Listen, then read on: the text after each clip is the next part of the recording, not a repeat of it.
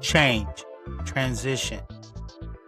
These are more than just words for some people. Sometimes change and transition can be difficult, especially for those that are transitioning, whether this be going from military to civilian life or law enforcement to civilian life, or even unfortunately somebody might have served time in prison and transitioning back out into the real world. Change and transition can affect a lot of people. Today we're going to sit down. We're going to talk with another member of the Society of Ordinary Gentlemen, Mr. Chad Smith, and his changes from military to civilian world. And I can relate to that as a veteran of the United States Army. And I'm glad because there are some veterans that are listening and watching today that are dealing with this transition, and there are some that are getting ready to get out that are dealing with this transition. So let's go into the studio today. We're going to sit with Chad Smith from the Society of Ordinary Gentlemen, and we're going to discuss change on this episode of the Gentleman's Forum.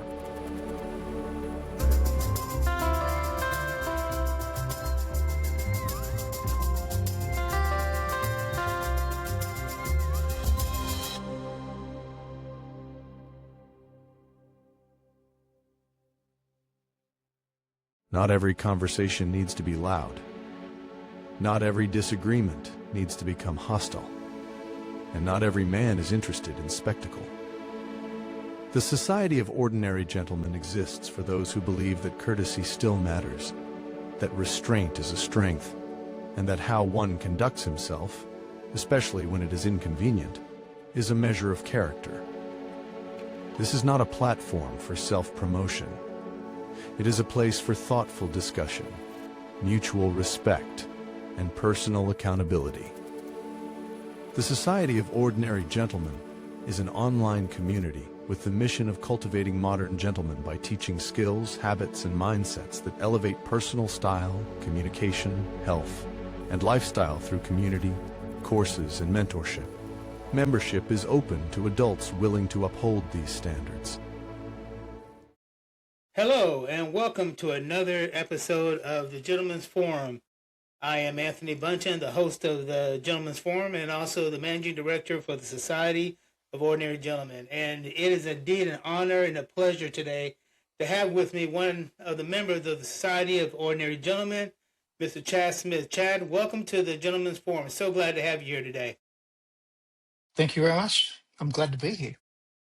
And Chad, we met over on another community, and I was always just really impressed with your style of clothing is just phenomenal. I mean, every time I see you post your outfits and stuff, I'm like, man, I like that tie, or man, I like that suit, and I know, but it's not just the way you dress; it's the way you carry yourself, and listening to some of your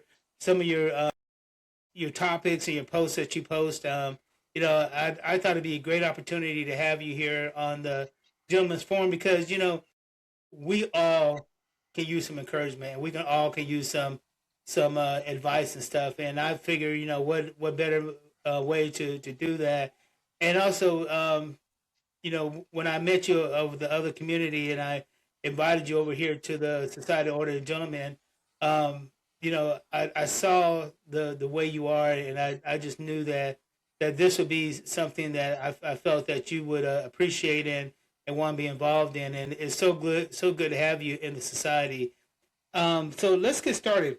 Chad, could you tell us a little bit about yourself? You're right now in Australia, correct? Yeah. I was born and raised in Australia.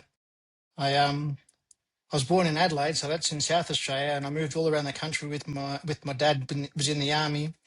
Unlike him, I didn't want to go to the army, so I joined the Navy, and I was in there for 26 years. So I joined the Navy in 1993 and left in 2019. So that I've been doing this out of the Navy for 6 years now, 6.5 years. Probably took me a couple of years once I got out of the Navy to understand what it was to be a civilian or not be told what to do or how to dress. So I started dressing sort of in suits and that more often as of about 2020, 2021. And that's roughly when I found RMRS because I was scrolling through YouTube and all that sort of thing. I've Yeah, so I've always looked after clothes. Not enjoyed it, but I know how to look after the clothes. Like I do all the ironing and stuff at home because it's something I did through my naval career. Even though my wife's also in the Air Force, I iron her clothes as well. Uh, yeah, that's pretty much me as I grew up. So I've had that military background quite extensively. Okay. Okay.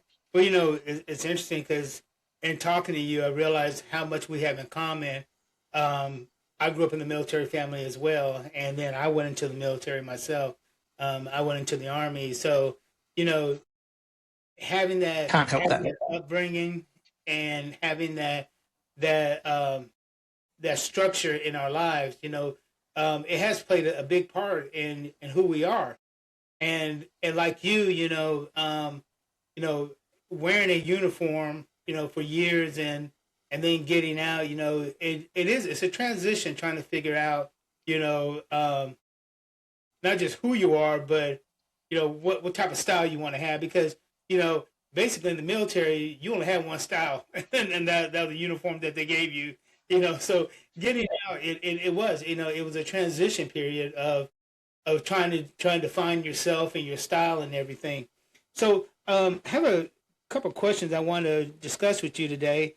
Um, how would you define or describe a gentleman and how you feel that it compares to today's modern gentleman?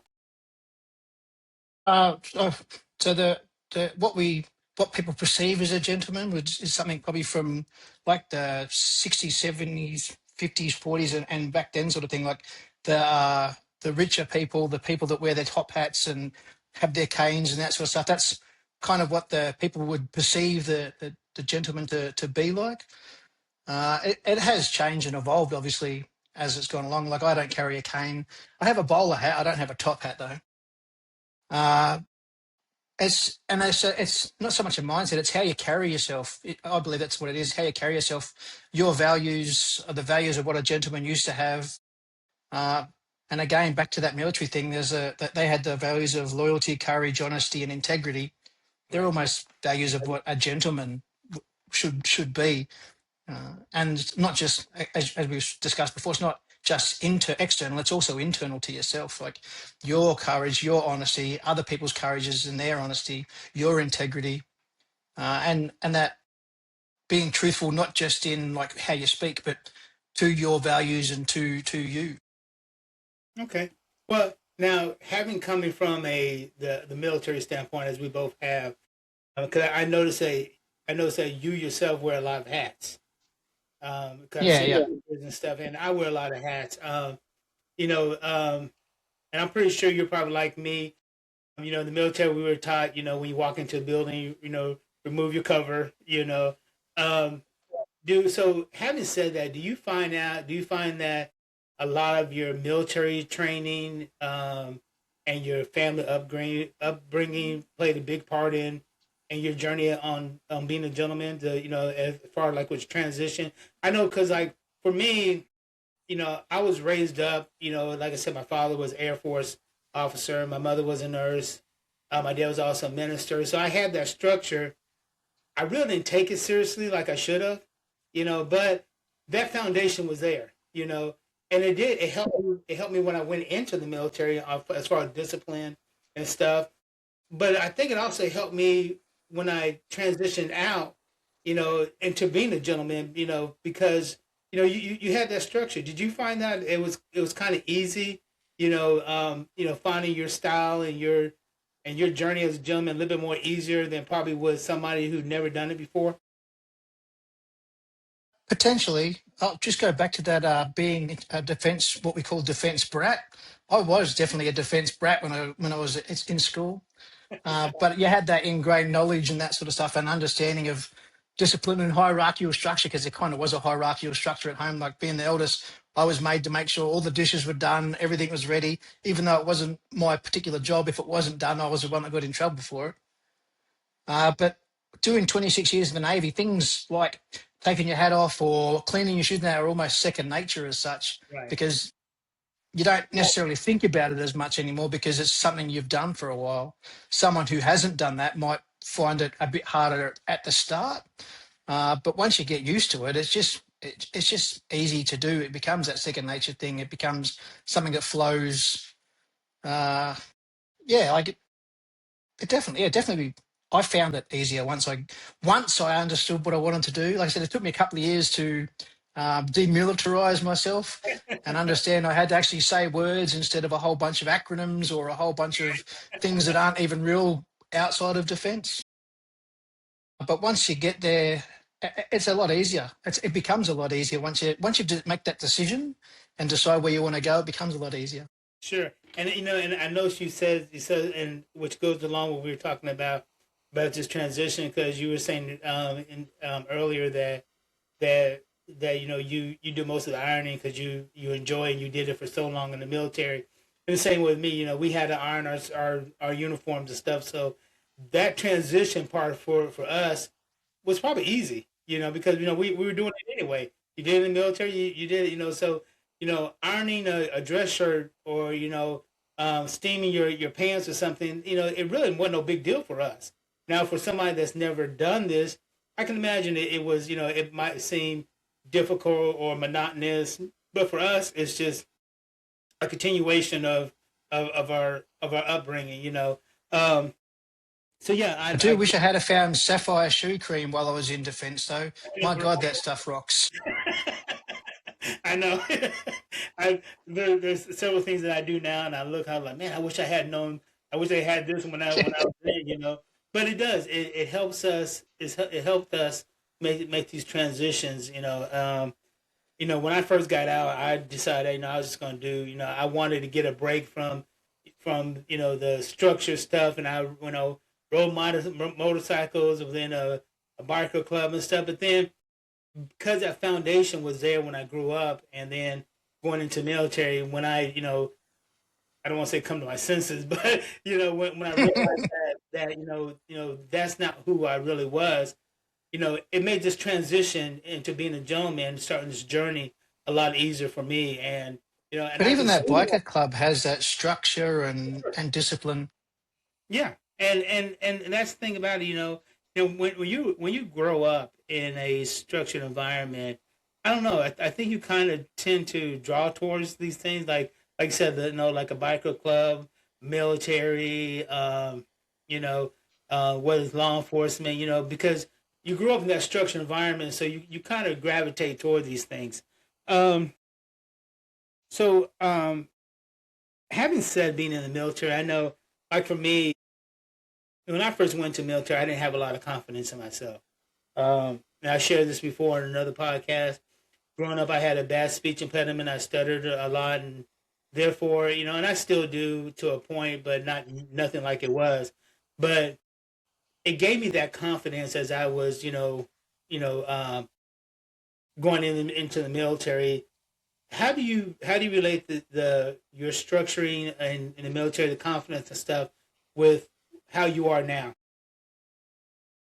Yes, you talk about that speech impediment. I was just remembering, as a child, I was really bad at school, and I was uncoordinated and couldn't catch a ball. So you'd throw the ball at me, it'd hit me in the chest, and I'd close my arms after it, and it would fall to the ground.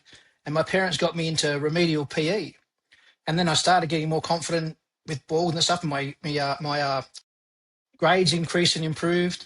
I ended up going through school as like a school champion in sports and Wow. house team captains and all that sort of thing. So I think sport helped me get confidence. And again, that's that structure and being in somewhere that's got rules and regulations and how to follow. So I think that transition into defence was good. And then coming through defence, you carry yourself slightly differently. Like people seem to think you walk differently. So you walk with that bit more confidence.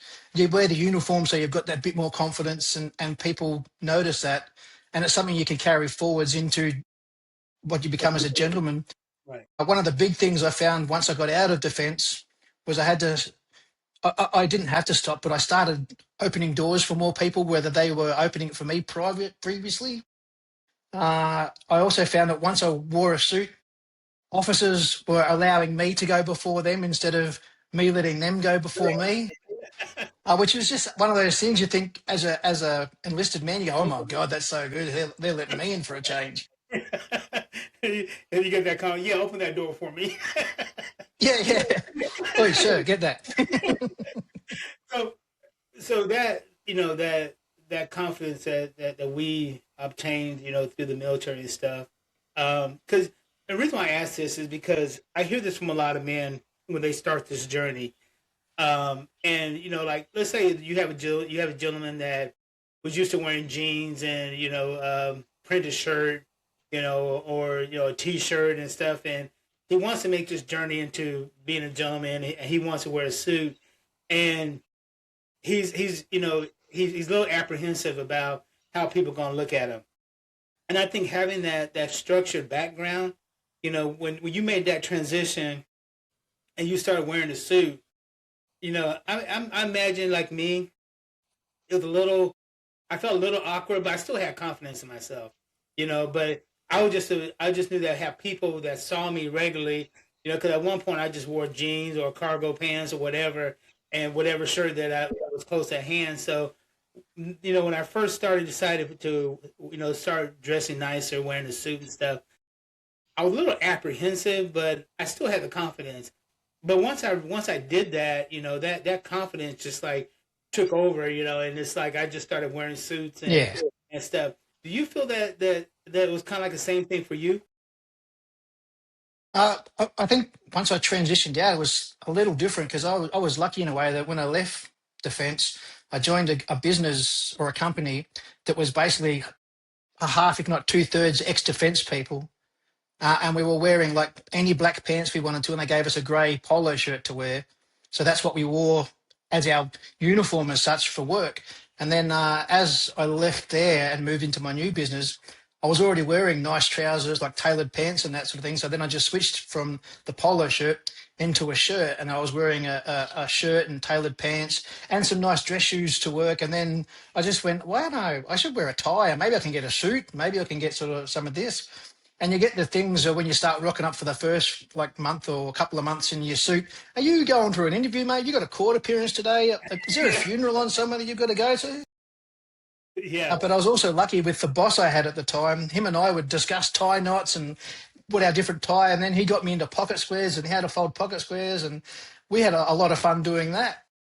So I think again, it's perception of other people and how people perceive me. Like I'm having grown up moving all around Australia, changing schools all the time.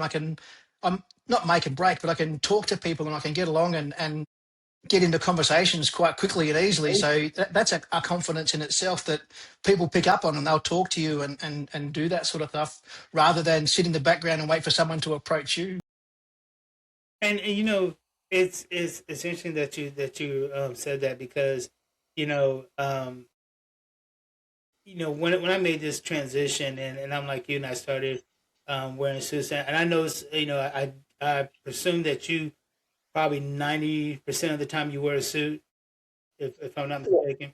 And so I wear a suit every day, and on the days that I'm not working, I might have on slacks, and a blazer. But me personally, I prefer now button down shirts or dress shirts, because for me, I can roll the sleeves up if it's hot. I can let them down. I can throw on a blazer and level up.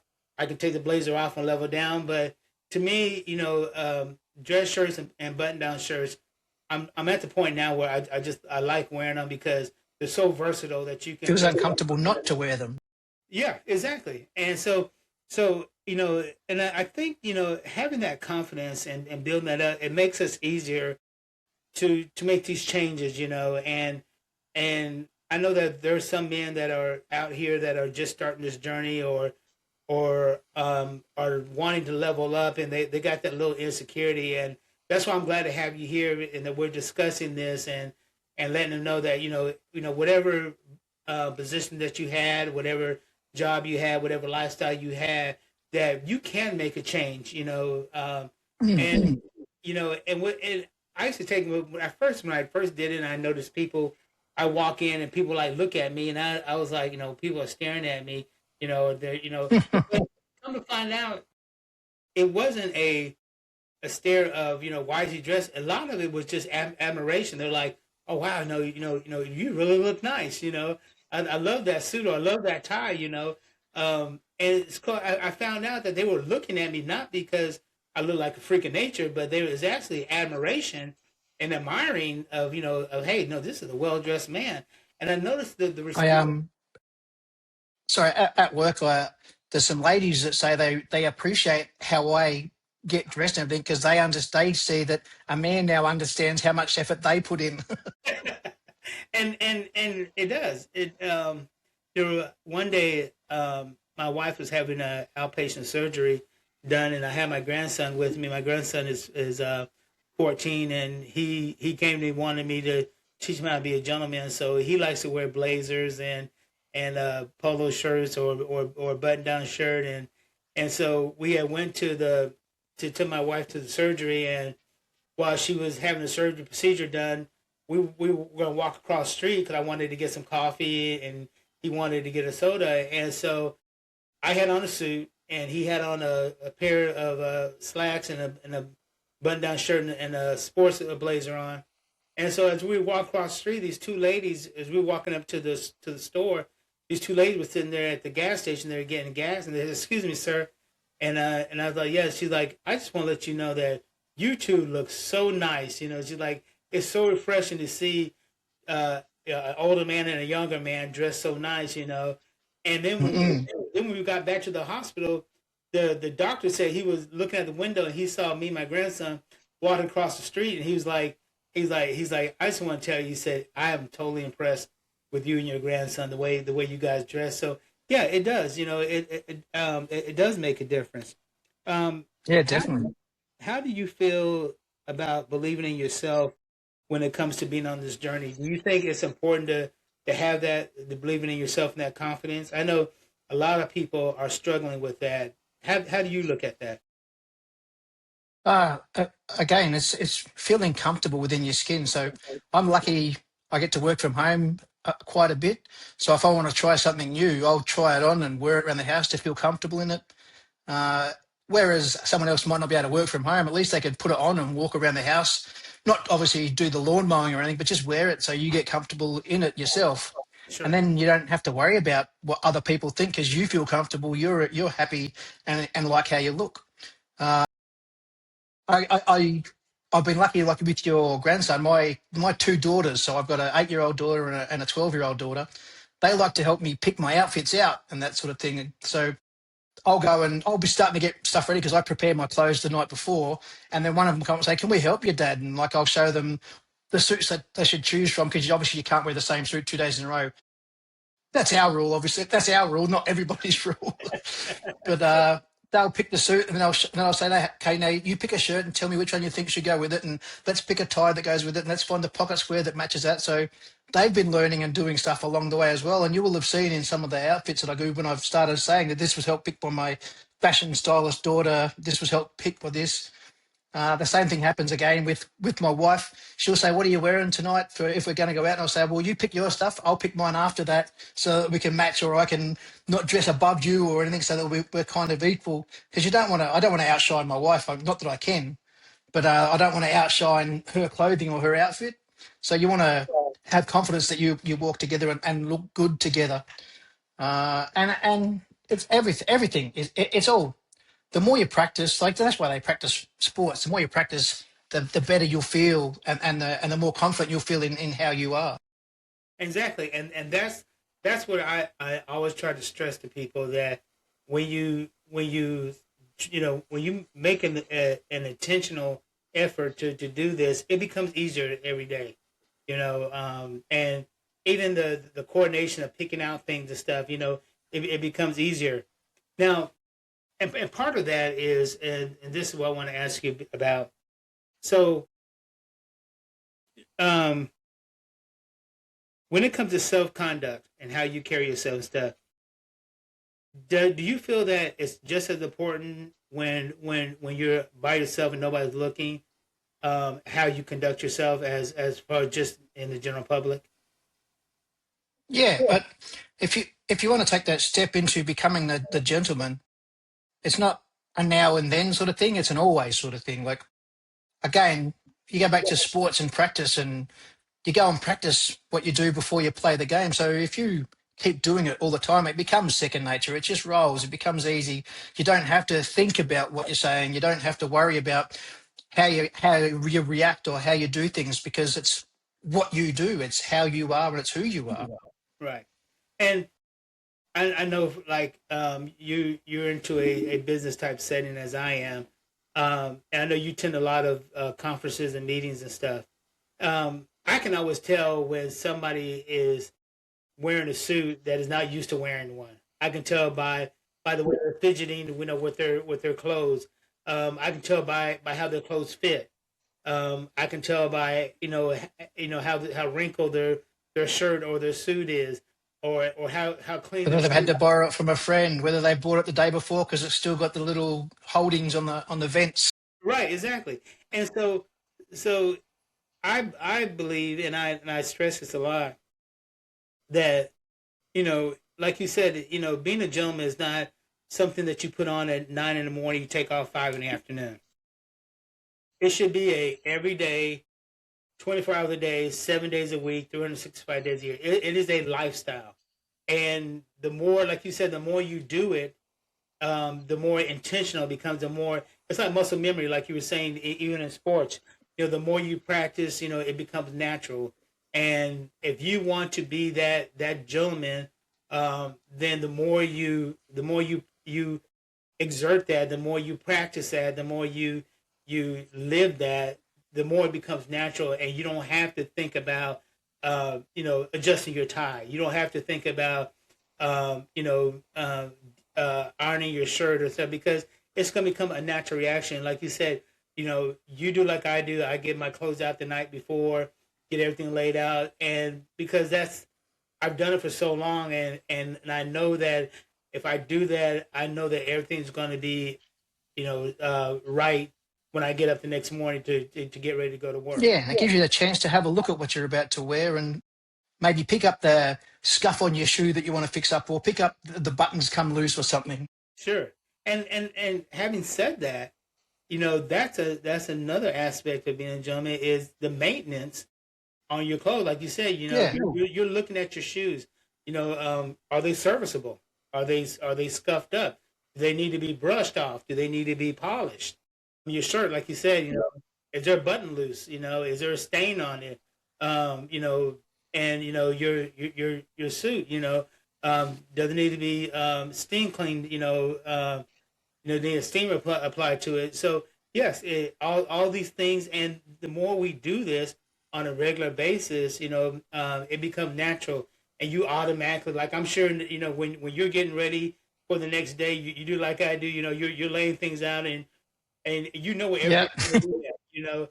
And so in the morning when you get up, you don't have to go running around trying to find where's my tie, where's my cufflinks, where you got everything lined up, and it becomes a natural second nature thing that every day you're gonna get things ready. And even You on, even on go the into the weekend, bathroom and I have my underwear and all my facial stuff and all the other bits and pieces laid out, knowing that I'm going to use that and then put it away after I finish. right? And even on the weekends, you're not working. I'm sure you still lay out your stuff that you're gonna wear for that day.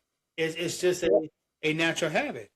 Um, what are what do you feel um, that being respected in the work environment and in your life? How would you describe? 'Cause I know a lot of people look up to you, and do you feel that it's important to earn that respect of people in the community? For me, I personally think that and I used to have that mindset. I don't care what people think about me, but the reality is you should care, because you want people to see the best version of you. How do you feel that relates? It's definitely I think, it's something depending on the situation, you usually have to earn that respect. I'm lucky in where I work at the moment. I move around to a lot of separate different contracts. so I will, people will understand what I can do and who I am, and I have a level of respect before I get there.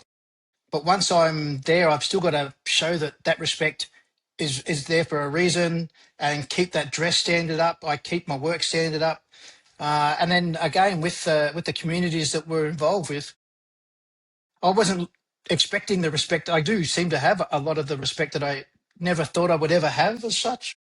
And even within, I've got an Instagram sort of little following community. I have the same thing. People say there, you've got a wonderful dress sense. I never thought of having a wonderful dress sense. I just pick the things that I think I look good in. People enjoy. I think it's because I'm also 50, and I'm not worried about how I look as such. Like if I pose in a weird way, that's just what I'm doing, and that's okay. It's not too bad.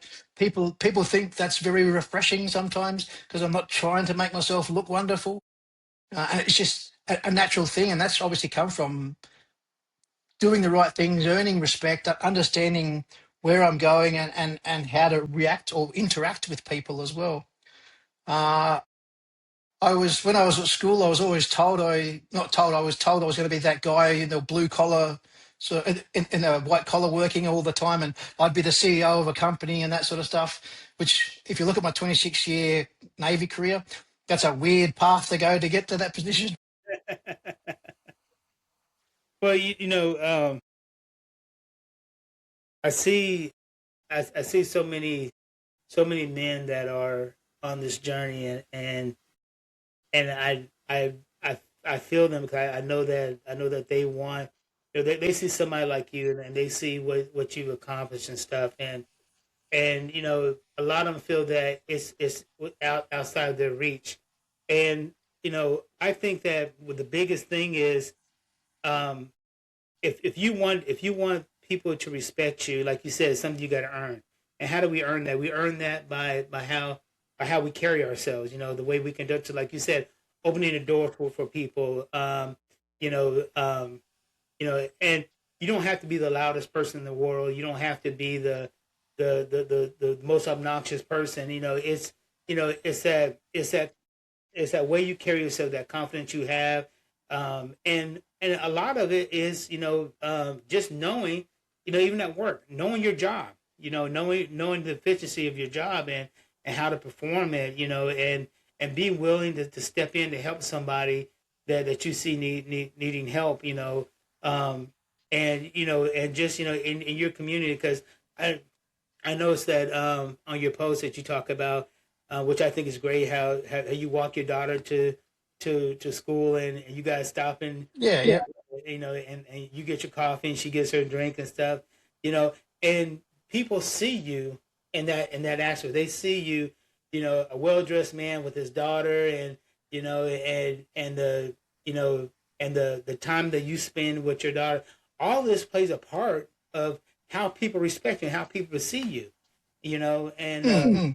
and just um, you know, uh, being involved in the community, even at work, not not entertaining gossip, but at the same time being friendly to people, and being willing to help, and all these qualities, that make up you being a gentleman is what people are going to respect.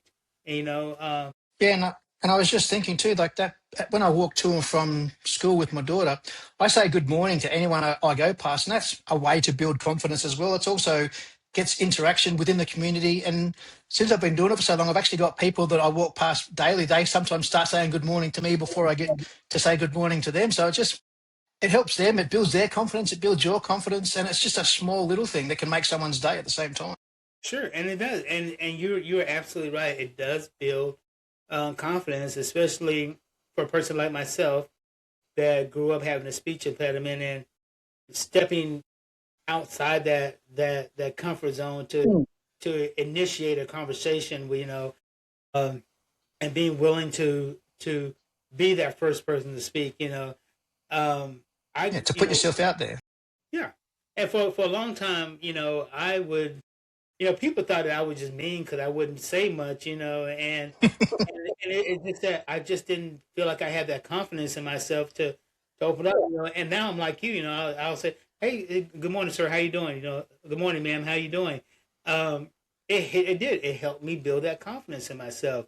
You know, um, to the point where, and I was sharing this with me and Randall were talking in one of the podcasts, and you can always, I've learned this, that especially if you're going for a job interview and you have several people in a large room, and or even you're going to a conference or something, those speakers and that person up front, they focus on the people in the first two rows, because those are the confident people. Those are the ones that, when they walk in, they go right down front.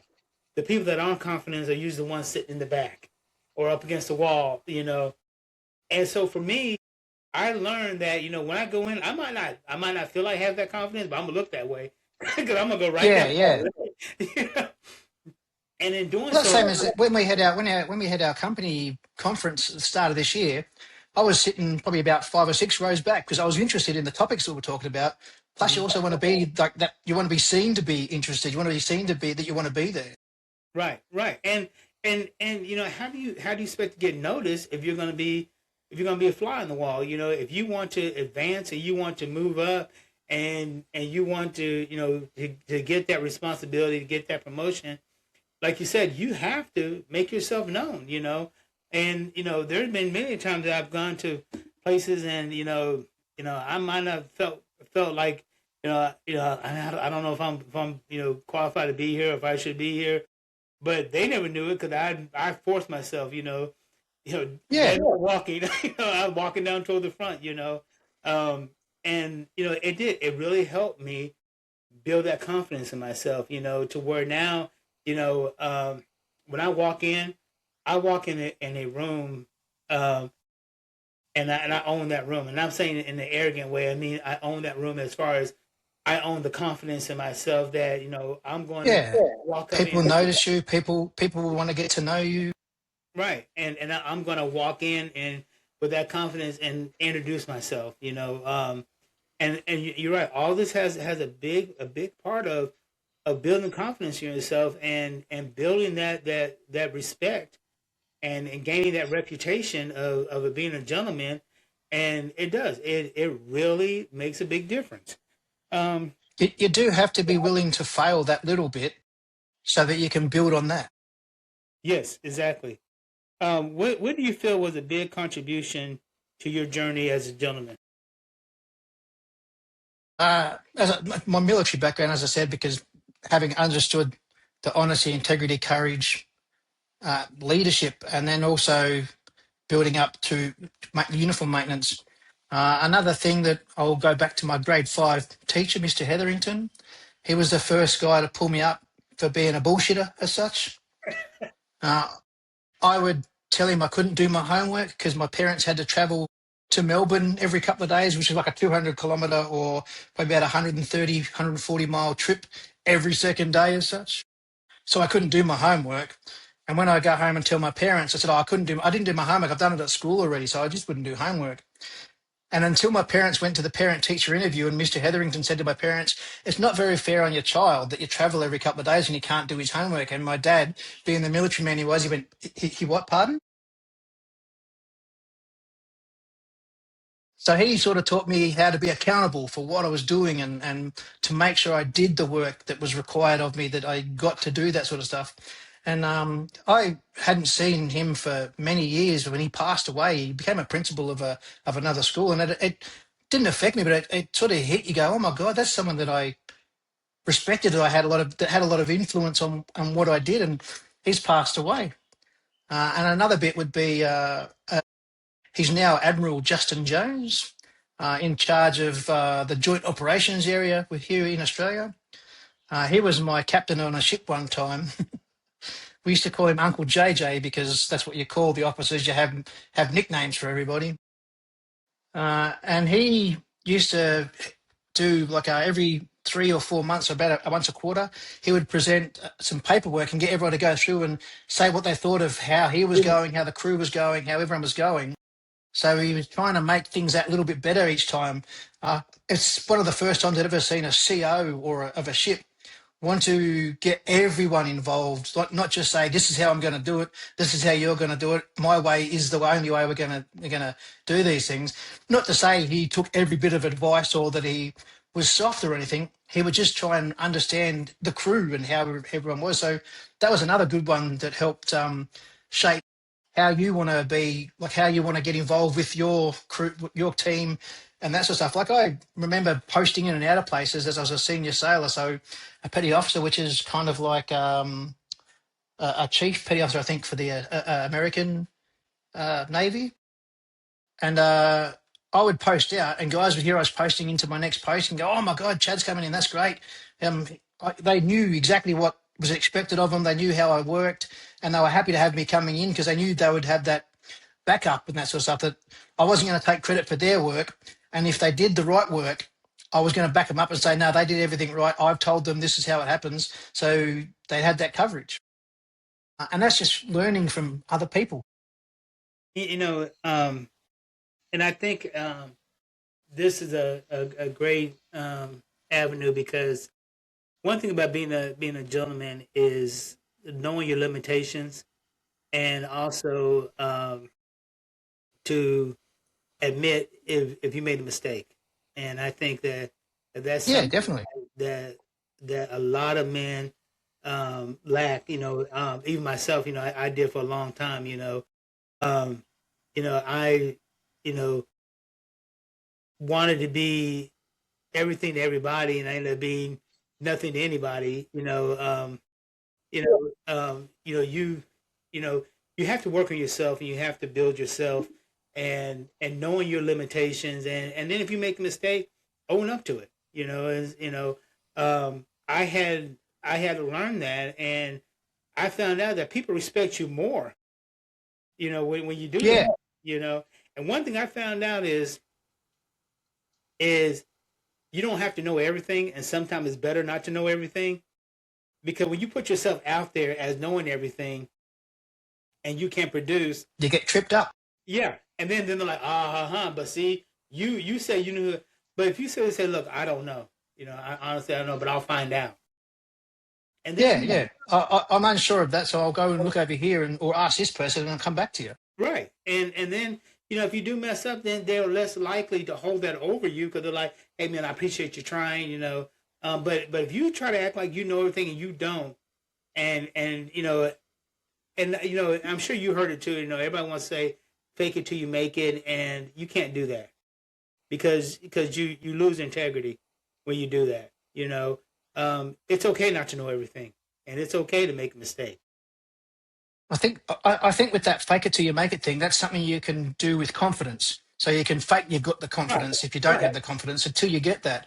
But you don't want to fake your job. You don't want to fake knowledge right. if Exactly. you don't have that knowledge. Right, and exactly, and that's my point. That fake it till you make it it doesn't work in a practical application. You can say that Yeah, yeah, in your mindset, but in a practical application, you don't want to do that because when you do, you number one, you tell somebody that you can do something that you're not qualified to do. Not only are you going to lose their respect, but you lost that integrity in yourself. You know, and so like you said, it's okay to have that fake it you make it to build confidence in yourself. But in practical applications, it is okay to say, hey, I don't know. And but I'll find out or I'll try. Um, let's talk about masculinity. What do you feel that masculinity means in today's world? I'll share with you right quick. For me, because I had this, and granted, I grew up in a military background and everything, but I would see these guys and they were callous on their hands, and uh, their cologne was must and sweat, and brute. yeah, and so to me, I remember growing up and as a teenager thinking that if you took care of your skin, washing your face, if you put on cologne, you might come across as being weak and stuff, and actually it's just the opposite. Yeah, A gentleman takes care of himself. What's your opinion on yeah. this? Like you said, like gone are the days of where masculinity meant you were a lumberjack or someone that was getting dirty or that had ripped up clothes because that's what was expected of a man. Like I think that was the days of my father and his father. So that's what like 50 odd years ago and that sort of stuff. But again, masculinity, I think it's being confident in yourself, being reliable. I like looking after my two daughters, being someone that can be talked to, so your wife can talk to. When she has issues, she needs to be able to talk to somebody. When you have issues, you should be able to talk to her. Having that little group of friends that you can do that sort of stuff with and feel secure in that. Looking after your skin, like I used to have a beard and I used to get just down here was always dry, so it was always flaky and that sort of thing. Even when I was in the Navy, as my masculine days as such. But look, having those creams and stuff to fix to fix that sort of thing up, having the confidence to go, yeah, I've got some flaky skin, I'm just going to put this cream on. It's not like it shines and everyone's going to know. It's just you doing it for yourself to feel confident in yourself. And a lot of it comes back to that that confidence and integrity. That's what inconfidence means. It's a combined word. But Uh, you're right about that because if like you said, if your face is breaking out, because you're not washing your face or stuff, and yeah, your confidence is going to be low, because everybody notices it, But like you said, taking care of your skin, it doesn't make you less masculine. I think it's just the opposite, because like you said, you're taking pride in yourself. and it's the way everything's sort of swung coming into the modern age. In the modern day, there's a lot more, not emphasis, but there's a lot more product out there that people can use and people can see and people can select from. A lot more things towards men. And as I say, it's just like the opposite happening with the women's stuff, where they're coming back into the workforce more. Men are coming more into the looking after yourself more. Hmm.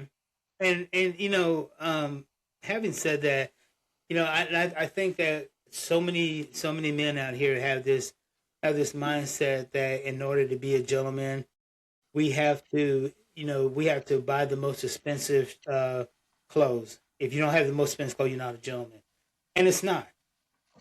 You know, Well, that's uh, why we're the society of ordinary gentlemen, not the society of rich and overpowerful gentlemen. exactly. And I'm so glad you said that because people have this misconception that in order to be considered a gentleman, you have to have a tailor made custom suit. Your shirt has to be $200 or $300. Your tie has to be. Look, this vest I have on, I bought it on Amazon. This tie I got it off of a rack.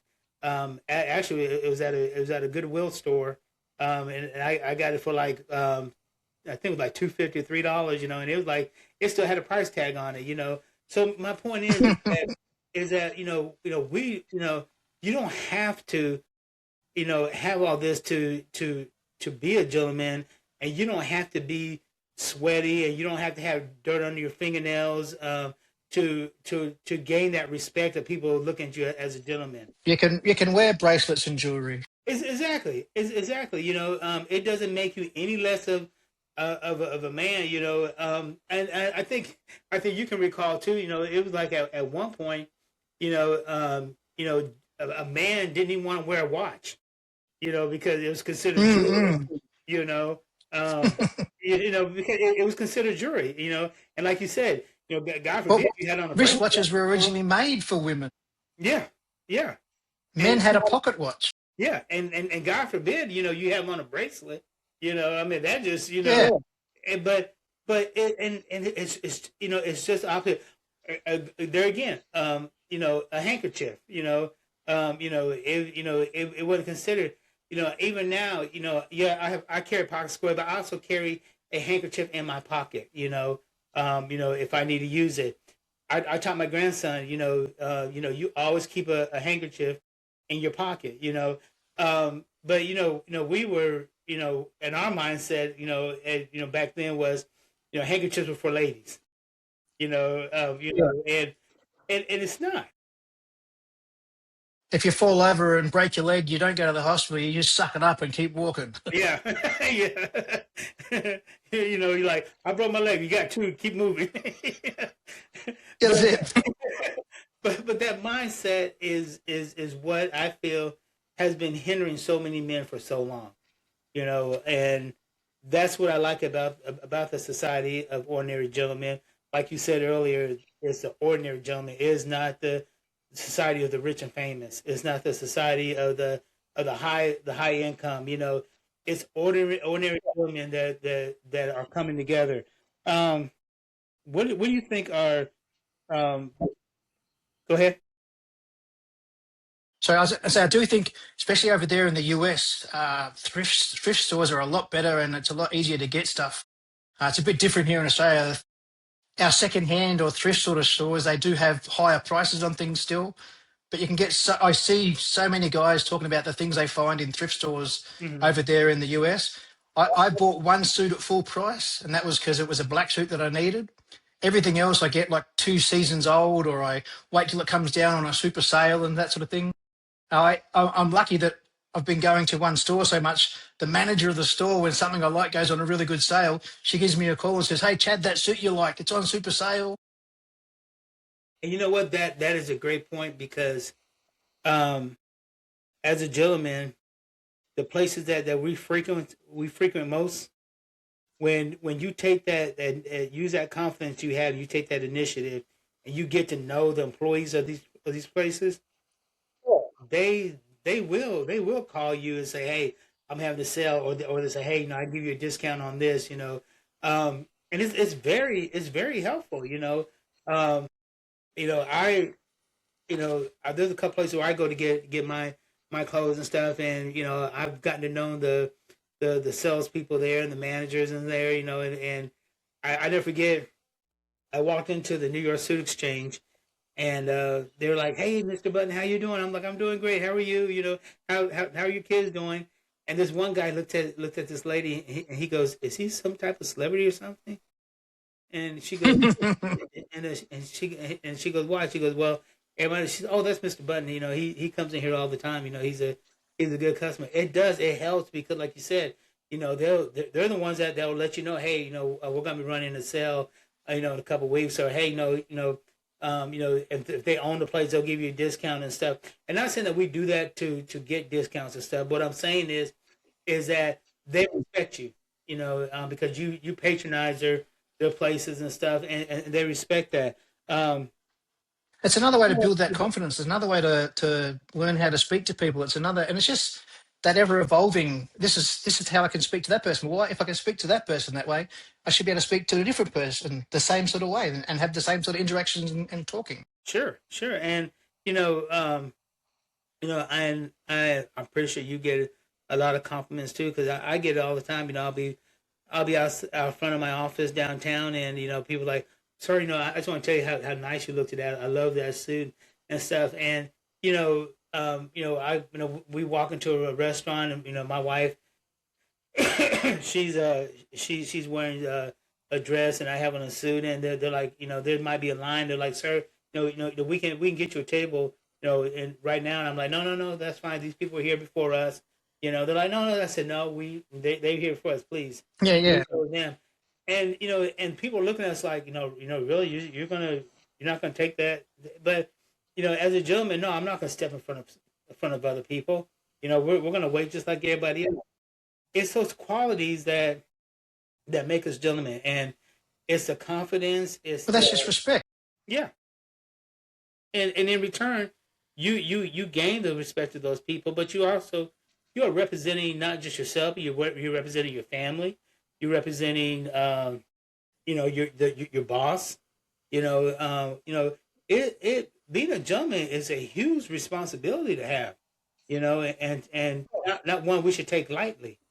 So I want you, if you can, for the next few minutes, if you can share with our listeners and those that are watching, um, how do you feel that this journey that you're on has impacted you, and also how do you feel about, since you've joined the Society of Ordinary Gentlemen? How do you feel that that's going for you?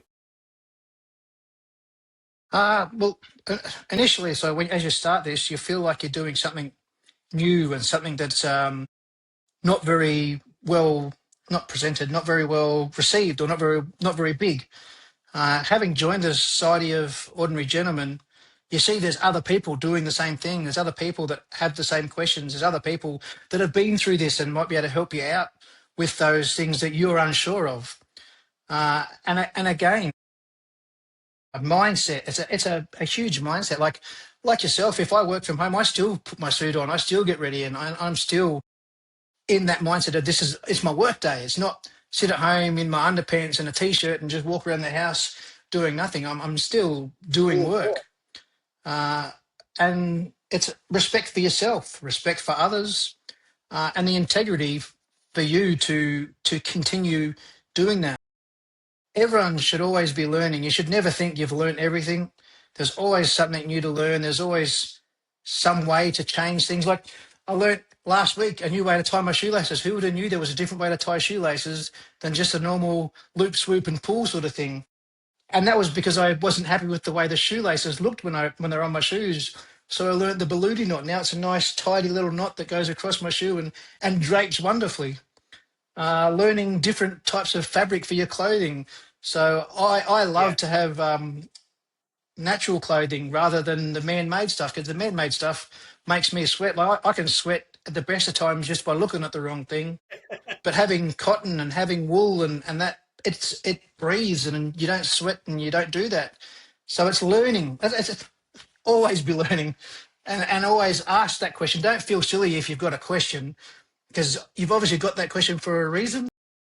Just ask the question. If everyone else has the same sort of wonderment or wonder, they will go, "Oh, that's a great question. We should all find out about that." Or someone will go, "Hey, yeah, that's a question that I had a while ago. Here's the answer. Here's where you can find that sort of stuff." So again, yeah, confidence, learning, integrity, work ethic. It all sort of builds in, and once you understand that, it does flow. It does come more natural. I won't say easy, because some people will find certain things hard. You and I were lucky. We had that background where we've had to do that sort of stuff to break ice barriers, to learn something to do that. But once you get in that mindset of I've got to do this, or I need to ask that question, I need to manage my expectations of myself and other people, it does get better. And that is so true. Since I've come to Society of Ordinary Gentlemen, I have learned so much, and just the mere aspect of knowing that there are other men out here that have the same mindset as you, and that there's actually a place that you can come and hang out with other men, and we have these in-depth conversations, through the school community. We have live video chats. Now we have a podcast. There's just so many things that are going on with the Society of Ordinary Gentlemen, and I want to encourage each of you. The magazines just started. Yeah, and the Society of Ordinary Gentlemen magazine, and the Gentlemen's Forum. There are so many exciting things that are happening, and I encourage each and every one of you that if you're listening or watching this podcast and you want to know more about us, there are several ways you can find us. We are actually streaming on YouTube, on iHeartRadio, on Spotify, on Apple Podcasts, on Deezer.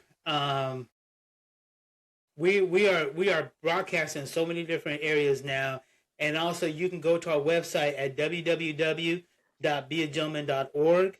You can go on the internet, go to the school community, search for Society of Ordinary Gentlemen. Now, I will tell you that it is a private society community. Not saying you can't get in, but we do that to protect the integrity and the solace of the society.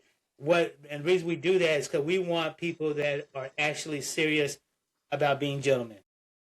And it is free, but it is funded by donations from the members. But we make it free because we want somebody can't afford it to join. we want to make it available for everybody. And so therefore, we make it free. But we do, when you get on there, you'll have to answer a couple questions. We just want to make sure that you're not a bot or you're scamming to get in. We A want, robot. yeah, and we want real serious people. But once you get in, you'll find out that there is a wealth of knowledge, a great group of men that are here to help you in your journey. And it is a journey. There is no ending point. There, like Chad was saying, you evolve every day. When you hit the ending point, you reach the end of your life. Being a gentleman is a lifestyle. Chad, I want to thank you so much for being on the Gentleman's Forum, and I hope that you can come back again. And and just the fact that you're in Australia, we got members in Africa, Egypt, we got members all over the world, and we are growing each and every day. So, Chad, thank you so much for being on the Gentleman's Forum, and it's always a pleasure talking to you. And I want to encourage each and every one of you. I challenge you today to be the best version of you. Go to our website, go to the internet, to school, go on YouTube, Spotify, whatever, look us up, get involved, join us, tell them that you met Chad or myself on the Gentleman's Forum, and we will see you next time on the Gentleman's Forum. And you guys have a great day. And Chad, thank you so much. Goodbye.